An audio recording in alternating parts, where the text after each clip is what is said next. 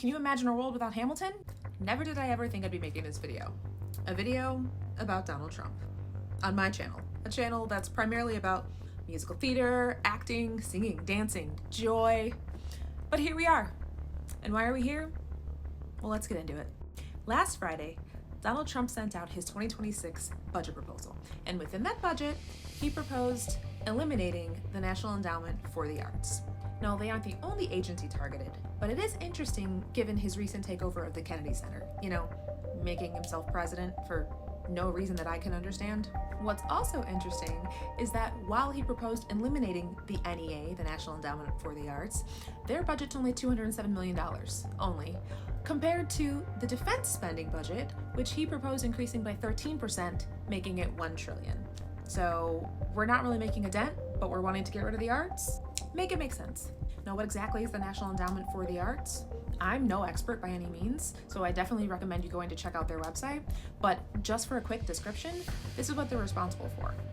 They were established in Congress in 1965, and they're an independent federal agency that's the largest funder of the arts and arts education in communities nationwide.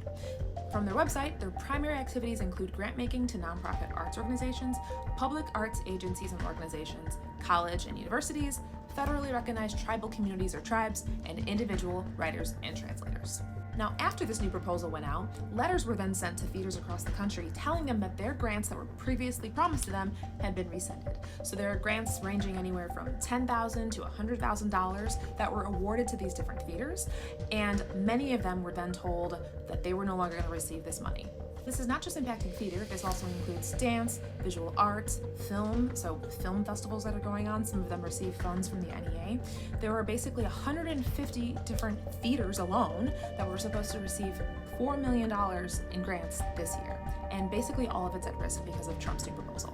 According to a Playbill.com article, one of these theaters was the Public Theater, which is very well known for their summer program of Shakespeare in the Park. They put it on every summer. It usually has different celebrity actors included in it.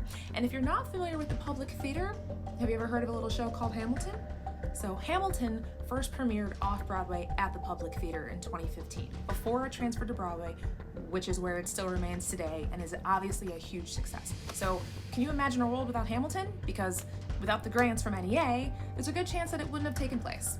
Another theater that's received funding from NEA in the past is Steppenwolf Theater, which is a very well-known theater here in Chicago. Last year, they premiered Purpose, which is a play that then transferred to Broadway in this season.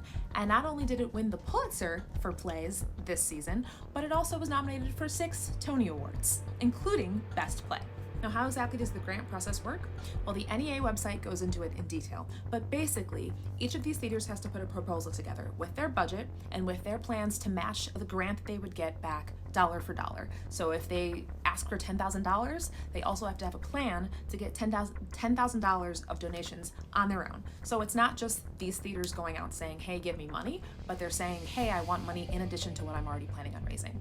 These proposals are then sent to a panel of experts who review each of the proposals for their merit and artistic worth, essentially looking to see, do they serve an underserved community? Is there going to be something that impacts the field greatly by putting this production on, etc. So really understanding what value there will be to the people who see this production and are they worthy of getting the money. Those experts then pass their recommendations on to the National Council for the Arts, which is made up of artists and other art leaders. They then pass their recommendations onto the NEA chairman, who makes the final decision on who will be awarded these grants. So it's not just about the money, it's not just the receiving of the money that will obviously be well spent, but it's also about the prestige of being selected across the country as one of these theaters who gets to be awarded a grant because their production is looked at something that's going to add value into the world of arts. And arguably one of the most important parts, the project's brought to life, utilizing the money that was awarded within the grant. So it goes towards artist salaries, it goes towards the tech, it goes towards carpenters who are working on the set, anything that these theaters need to utilize it for to get this production up and running, that's what they're using this money for. Now, the letters that these theaters received basically told them that their projects were being deprioritized. And what's the reasoning? Well, this is the letter that they got. The agency is prioritizing projects that reflect the nation's rich artistic heritage and creativity as prioritized by the president. Consequently, we're terminating awards that fall outside of these new priorities. Fostering AI competency, empowering houses of worship to serve communities, assist with disaster recovery, foster skilled trade jobs, make America healthy again. Now, I'm not sure what houses of worship, disaster recovery, and making America healthy again has to do with creativity, but I'm not part of this administration, thank God. In one case, a theater who received this letter, the Portland Playhouse, recently spoke to MSNBC about being told the day before opening night that their $25,000 grant was being rescinded. So this is money that, if you think about opening night for a theater, they're ready to go. They've already gone through previews, they already have their costumes together, they've got their sets together. They are ready to open that curtain and show the audience what they've been putting together. They've already gone through probably most of the funds because they know that they had this money coming, right? And so they were told the day before opening that money was no longer going to be given to them.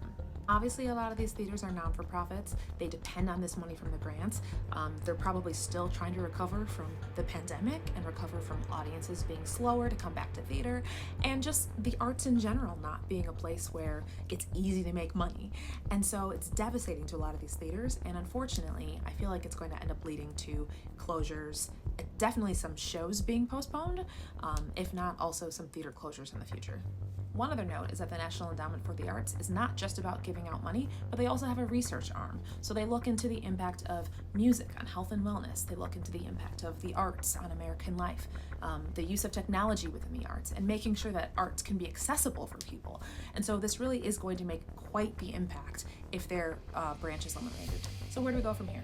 Well, according to the Washington Post, the National Endowment for the Arts saw an exodus of senior leaders and employees as the Trump administration has redirected much of its grant funds while seeking to shut it down.